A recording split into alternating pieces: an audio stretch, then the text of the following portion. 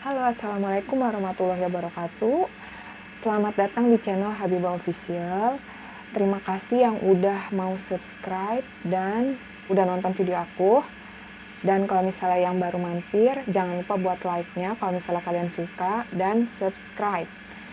Bunyikan lonceng merahnya biar kalian gak ketinggalan video terbaru dari aku. Dan aku semangat terus bikin videonya buat kalian guys, oke? Makasih ya. Mohon maaf, ini ada suara sanyo, jadi agak berisik sedikit ya. Nggak apa-apa tapinya. Di video kali ini aku mau ngasih tahu kalian gimana sih caranya buat ngelamar dan psikotes dan interview lagi di pabrik plastik kayak gitu ya guys ya. Jadi kalau misalnya kan banyak ya pabrik plastik gitu. Jadi di sini itu minimal usianya biasa ya 18 tahun. Kalau misalnya kalian udah berpengalaman sebagai operator produksi atau pokoknya di inilah ya kerja di pabrik gitu, itu bisa untuk 25 tahun ke atas. Oke ya guys ya. Untuk umur udah aku sebutin, laki-laki atau wanita. Di sini minimal SMA sederajat ya guys ya. Terus bisa bekerja keras, ulet, dan jujur, disiplin. Oke. Persyaratannya itu. Dan kalau bisa ya, misalnya kalian nanya-nanya gitu, Kak, kan banyak nih ya yang nanya, Kak, gigi aku misalnya bolong, bisa nggak? Itu kalian bisa. Jadi gini guys, kalian harus mencoba dulu. Kan kita nggak pernah tahu gitu ya rezeki kalian itu di mana. Jadi kalian itu harus mencoba terus kayak gitu ya guys ya. Jangan patah semangat. Terus misalnya ada yang pokoknya banyak yang komen gitu, Kak, aku kurus gitu, berat badannya kurang, nggak ideal, atau Kak, aku berat badannya lebih, gimana? Pokoknya dicoba aja ya guys ya. Rezeki siapa yang tahu. Oke? Kalian itu yang penting berusaha, untuk hasil Allah lah yang menentukan. Oke? Jadi kalian harus terus berusaha ya guys ya. Jadi kalau untuk di pabrik plastik ini biasanya bisa melamar di security-nya langsung. Jadi misalnya kalian itu naruh di pos security-nya. Misalnya, permisi Pak, di sini ada lowongan nggak gitu.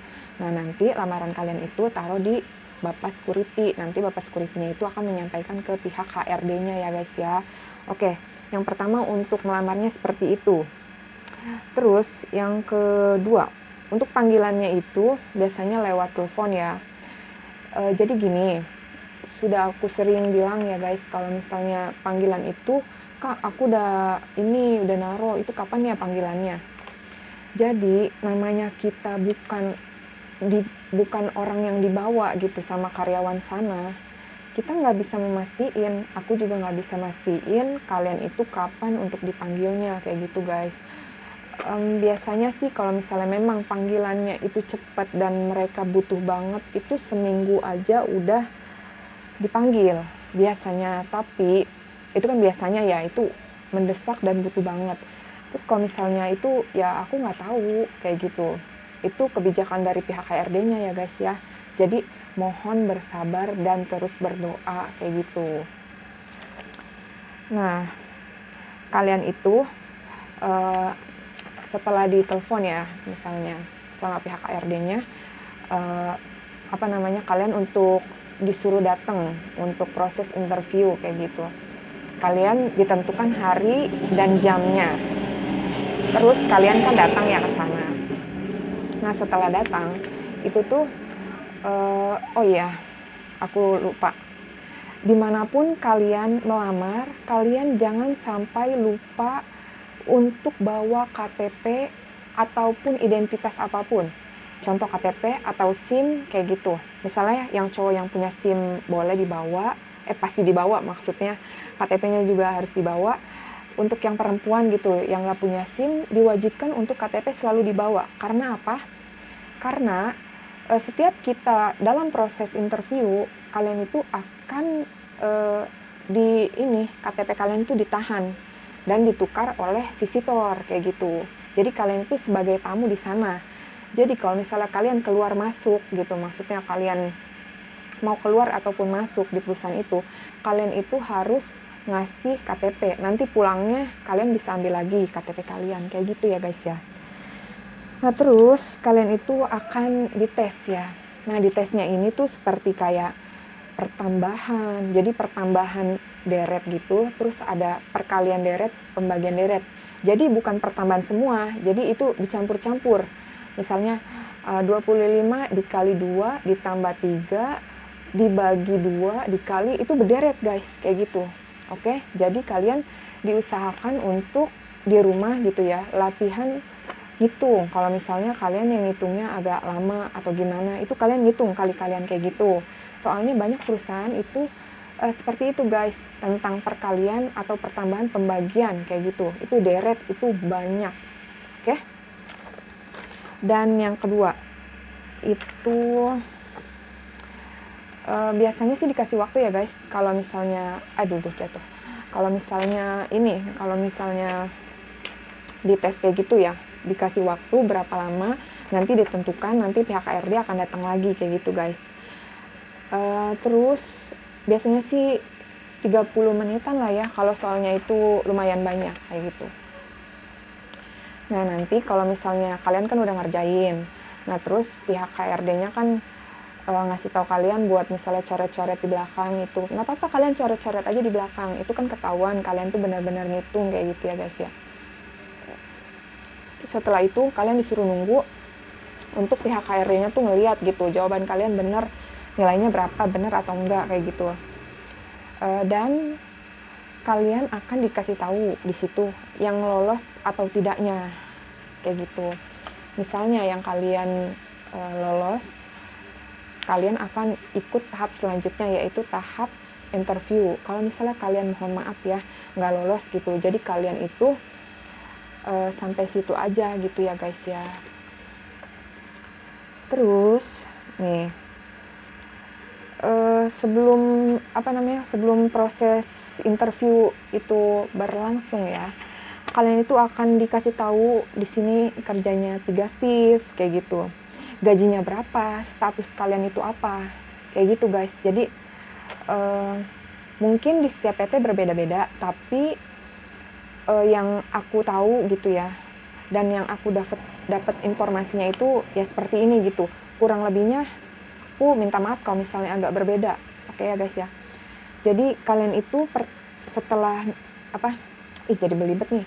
Setelah kalian udah dikasih tahu ya yang lolos siapa aja, kalian itu akan kayak dideretin gitu duduknya, dikasih tahu sama pihak HRD-nya bareng-bareng tuh sama teman kalian yang lolos juga.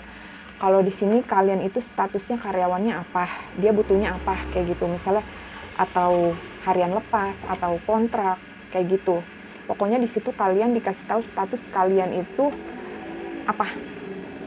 Dan yang kedua ya, gaji kalian ini dikasih tahu per harinya kalau misalnya kalian harian lepas. Tapi kalau misalnya per bulan itu dikasih tahu gaji per bulannya UMR atau tidaknya kayak gitu guys. Terus di sini juga kerjanya 3 shift. Mungkin tiap pabrik berbeda-beda kayak gitu, tapi biasanya sih pabrik plastik 3 shift. Dan untuk 3 bulan, untuk yang bagian harian lepas ya, itu tuh akan dilihat kinerjanya guys. Jadi selama 3 bulan itu, kalian itu misalnya mentang-mentang kalian karyawan harian lepas gitu ya, kalian itu tetap dipantau untuk misalnya kalian 3 bulan ke depannya itu lanjut atau enggak kayak gitu. Kan namanya harian lepas kan nggak ada yang tahu ya maksudnya kontraknya kayak gimana. Memang sih nggak akan diputus kalau misalnya tidak ada apa-apa, tapi itu menentukan kalian bisa naik ke jenjang berikutnya atau ke status berikutnya kayak gitu. Nah yang kelima, jika kalian, yang aku bilang tadi ya, ini lanjutannya, jika kalian kerjanya bagus, dari harian lepas itu akan dinaikkan ke karyawan kontrak kayak gitu guys. Jadi kalian jangan bersedih gitu kalau misalnya kalian gimana ya gue statusnya harian lepas nggak jelas kayak gitu. Kalian itu kerja aja yang benar gitu ya, nanti akan ada kok peningkatan gitu ya. Yang keenam, di sini tidak ada yang namanya penahanan ijazah guys. Jadi kalian kalau mau keluar kayak gitu. Tapi harus baik-baik ya. Yang ketujuh, boleh libur kapan aja, tapi nggak dibayar. Jadi gini guys, bedanya karyawan harian lepas dan karyawan kontrak itu terletak salah satunya ya di hari liburnya. Kalau misalnya kalian statusnya karyawan kontrak, itu libur stanya udah mati ya guys ya. Jadi kalau misalnya kalian statusnya itu karyawan kontrak, kalian libur itu tetap dibayar. Seperti sama dengan karyawan tetap. Akan tetapi kalian kalau misalnya statusnya harian lepas, itu kalian libur tidak dibayar. Seperti itu. Jadi kalau kalian libur tidak dibayar, kalau sakit nggak dibayar, kalau ada keperluan nggak dibayar juga. Pokoknya kalau harian lepas, kalian masuk dibayar. Kalian nggak masuk nggak dibayar. Oke? Nah, yang ke-8, libur biasanya hari biasa guys. Ini tambah maju ya. Libur biasanya hari biasa, bukannya hari weekend. Misalnya kalau kalian nanya gitu, Kak, kalau misalnya aku mau jalan-jalan gitu hari weekend gimana gitu, kalau nggak ada perlu. Kalian bisa ngomong ke atasan kalian, biasanya ada leadernya kayak gitu. Nah, kalau nggak kepala regu kayak gitu, kalian ngomong kalian ada perlu, nanti akan dikasih izin kok kalian untuk libur di hari weekend kayak gitu. Terus tanggal merah biasanya dibayar. Bukan biasanya. Tanggal merah pasti dibayar. Oke, jadi meskipun kalian itu kerjanya nggak tetap gitu, terus hari liburnya hari biasa, tapi untuk tanggal merah di hari apapun tetap dibayar. Tapi tanggal merah hari besar ya. Terus boleh keluar kapan saja, tapi harus baik-baik ya keluarnya kayak gitu. Nah, setelah kalian diomongin tuh semuanya ya, semua kalian diomongin seperti itu, kalian itu akan dikasih tahu untuk besoknya datang lagi. Atau kalau misalnya pihak HRD-nya nggak sibuk, hari itu juga kalian itu akan melakukan proses kayak tes lapangan kayak gitu. Jadi, jadi gini, jadi tes lapangan itu kalian tuh kayak disuruh ya. Contoh, ini yang bagian untuk packing ya, packing plastik yang udah jadi. Jadi plastik itu yang udah jadi tinggal dimasukin ke dalam plastik juga untuk di packing. Nah, itu kalian itu disuruh cepat. Bukan disuruh sih, memang diwajibkan untuk cepat karena mesin itu akan jalan terus guys, kayak gitu. Jadi kalian itu akan dilihat kecepatannya, terus kalian tuh ngerti nggak untuk menjalankan mesin, terus pokoknya dilihat lah ya, semua gerak-gerik kalian di situ dilihat. Jadi tes lapangan ini bukannya tes biasa-biasa aja, tapi ini juga penilaian kayak gitu untuk kalian diterima atau enggaknya. Jadi yang aku omongin dari awal sampai sekarang ini itu tuh belum dipastikan kalian itu lolos. Nah, kalian lolos itu setelah tes lapangan itu. Kalau misalnya leader kalian nih ngelihat kayak gitu, oh nih anak misalnya kerjanya bagus, cepat gitu, cekatan, langsung ngerti kayak gitu. Itu kalian biasanya diterima guys, kayak gitu. Dan beda-beda ya, beda-beda. Untuk misalnya yang dapat di bagian plastik mentah atau plastik yang udah jadi itu beda-beda, itu tergantung ya. Pokoknya kalian diterima atau enggaknya itu setelah tes lapangan. Jadi besoknya dihubungi lagi. Pasti kalian dikasih tahu kayak gini. Nanti akan kami hubungi kembali kayak gitu. Oke guys. Jadi sabar aja ya. Oke. Kalau rezeki nggak kemana. Makasih ya guys yang udah nonton video aku, yang udah subscribe. Jangan lupa buat dukung aku terus ya. Semoga videonya bermanfaat buat kalian yang menonton video aku. Makasih. Assalamualaikum warahmatullahi wabarakatuh.